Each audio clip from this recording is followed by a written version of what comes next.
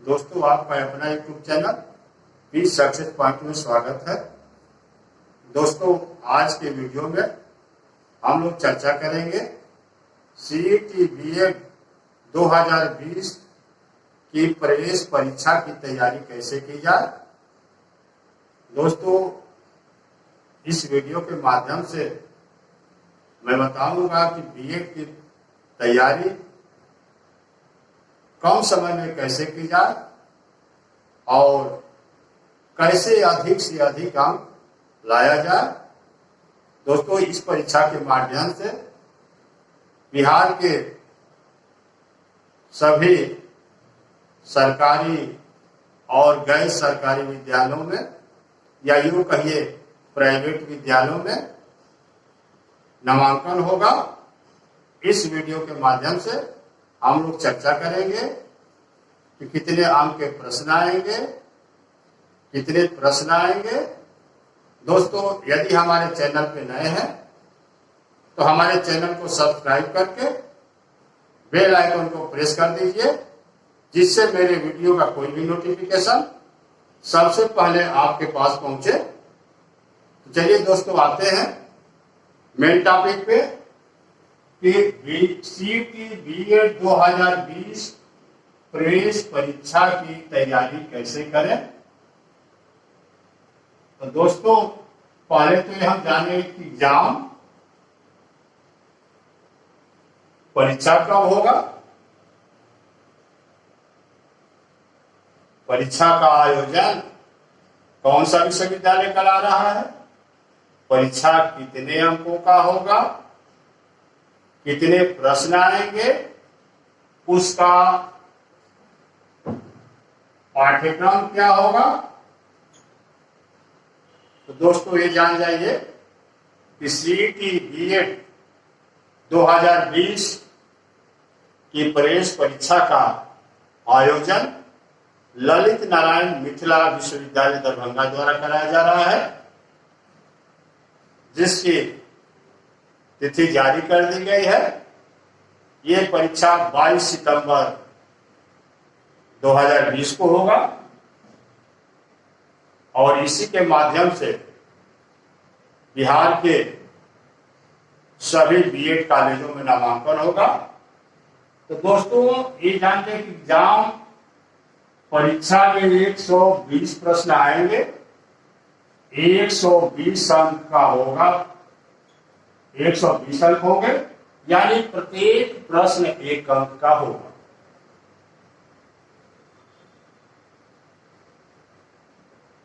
प्रत्येक प्रश्न 1 अंक का होगा। अब इसका पाठ्यक्रम क्या होगा।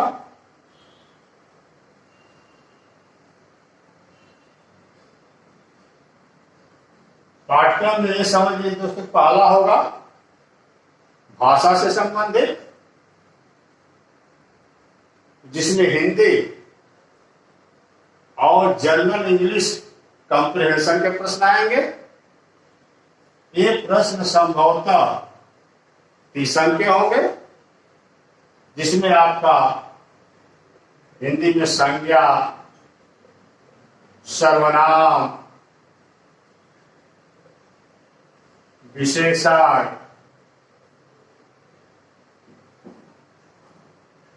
क्रिया, अव्यय, समास, संधि, अलंकार, छंद, मुहावरा, लोकोक्तियां, पर्यायवाची, तद्भव, तत्सम, उपसर्ग, प्रत्यय, कारक आदि से प्रश्न आएंगे। इसके अतिरिक्त इसमें अंग्रेजी वाला पोर्शन भी होगा, अंग्रेजी से भी संबंधित प्रश्न आएंगे। वोकैबुलरी से आएगा, इरब का देगा, सिनोनिमस एंटोनिमस देगा, या सारे कुछ आएंगे। इसका दूसरा भाग है सामान्य ज्ञान।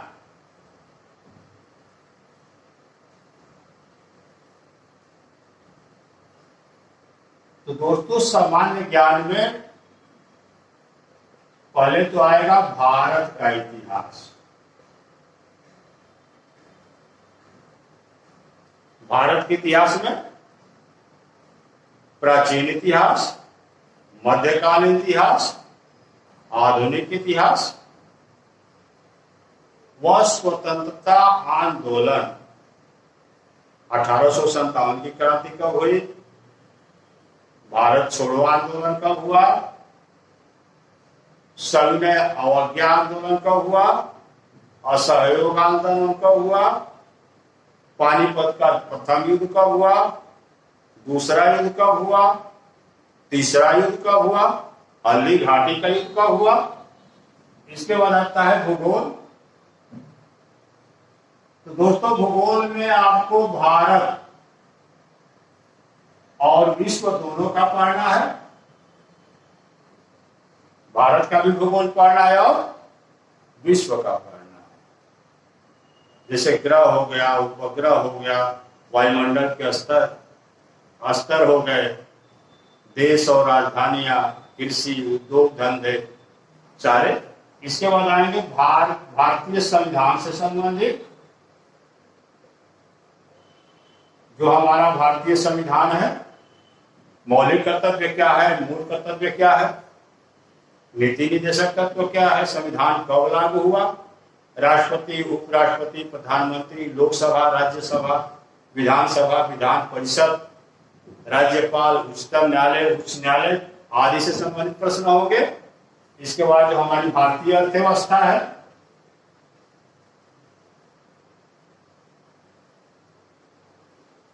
भारतीय अर्थव्यवस्था के कितने भाग हैं, भारतीय अर्थव्यवस्था विकसित है कि विकासशील है, पूंजीवादी है, समाजवादी है कि मिश्रित अर्थव्यवस्था है,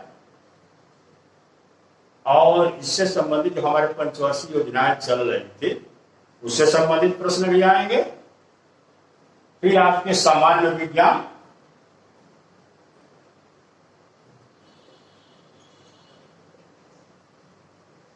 सामान्य विज्ञान से संबंधित प्रश्न भी पूछे जाएंगे। सामान्य भौतिक विज्ञान, रसायन विज्ञान, जीव विज्ञान, वनस्पति विज्ञान या साहित्य प्रणाली से संबंधित प्रश्न होगा। इसके बाद से विविध आएगा, विविध से संबंधित प्रश्न होंगे, और साथ ही साथ करेंट अफेयर्स।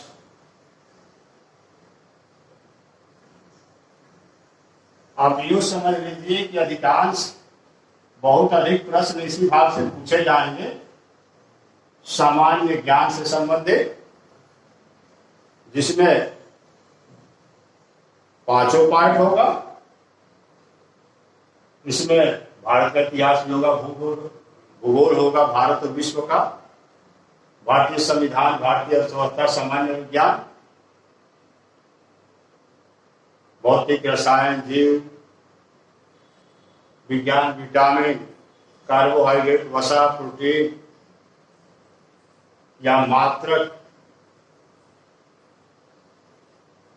इससे संबंधित होगा, करंट से संबंधित होंगे। अब इससे लगभग 60 प्रश्न इसी से आएगा। एक अनुमान लगाया जाता है कि अधिक से अधिक प्रश्न इसी पाठ से पूछे जाते हैं। जाता है शिक्षण अधिगम। शिक्षा एक ऐसी प्रक्रिया है जिसमें एक अधिक अनुभवी व्यक्ति या अधिक ज्ञानवान व्यक्ति अपने से कम अनुभवी व्यक्ति और कम ज्ञानवान व्यक्ति को शिक्षा देता है, जबकि अधिगम मानव व्यवहार की सकारात्मक प्रक्रिया है।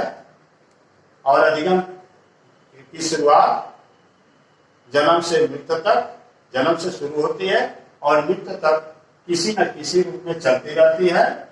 तो दोस्तों इसमें आएगा विद्यालय में आधारित विद्यालय में अधिगम से आधारित प्रश्न। एक बालक गया है विद्यालय में तो कैसे अधिगम करता है, किन किन सिद्धांतों के अनुसार अधिगम करता है, किन नियमों के अनुसार अधिगम करता है, उसकी अधिगम प्रक्रिया को कैसे बढ़ाया जा सकता है, क्योंकि कहा गया है यह अधिगम ही विकास है। अब इसके बाद आता है दोस्तों चौथा पार्ट रीजनिंग, और इससे भी संभवतः 3 प्रश्न आएंगे, तो अनुमान लगाया गया है। चौथे पार्ट है रीजनिंग, तर्क शक्ति और विश्लेषण, इससे भी संबंधित प्रश्न आएंगे। दोस्तों जो प्रश्न होगा 120 अंकों का, 120 प्रश्न, उसमें कोई निगेटिव मार्किंग नहीं है। ये रहा। इसके लिए आपको 3 चीजें करना होगा। पहले तो आपको एग्जाम को समझना होगा, सिलेबस को समझना होगा कि पाठ्यक्रम क्या है।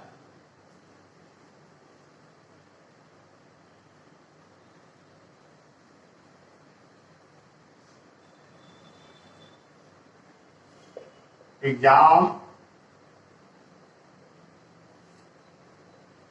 पाठ्यक्रम के बारे में जानना होगा, और पूर्व के प्रश्न, पहले जो प्रश्न हुआ था या इसके पहले जो परीक्षाएं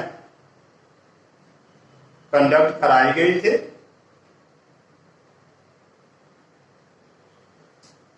नालंदा विश्वविद्यालय द्वारा, उसके प्रश्नों को जानना होगा। इसके बाद एक अध्ययन की रणनीति बनानी होगी। अध्ययन की रणनीति बनानी होगी। रणनीति बनानी होगी कि 120 में अधिक से अधिक अंक लाना होगा। एक रणनीति के तहत आपको चारों पोर्शन को, चारों भागों को, भाषा का पार्ट, सामान्य ज्ञान का पार्ट, सामान्य ज्ञान के हर पार्ट को देखना होगा, शिक्षण अधिगम के पार्ट को, और साथ ही साथ रीजनिंग, तर्क शक्ति और तर्क शक्ति के विश्लेषणात्मक अध्ययन को देखना होगा। और एक रणनीति के तहत परिश्रम करना होगा, और इसके अतिरिक्त स्वयं विश्लेषण करना होगा।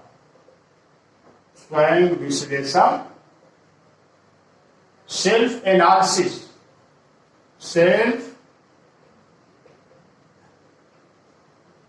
एनालिसिस, करना होगा कि आप कितना जानते हैं और कैसे अधिक से अधिक परिश्रम करके, या जो कहिए 26 दिनों में अधिक से अधिक अंक लाया जा सकता है, लाया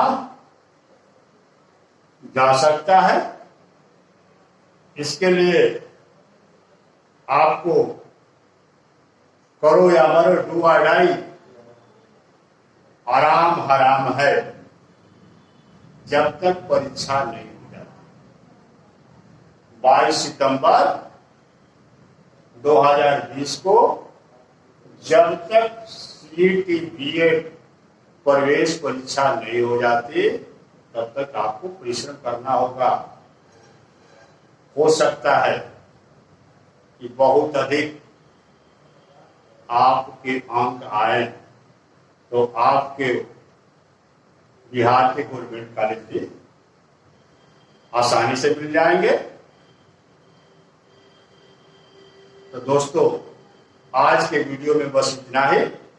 दोस्तों अगर ये वीडियो अच्छा लगे तो इसे लाइक, शेयर और सब्सक्राइब कीजिए। धन्यवाद।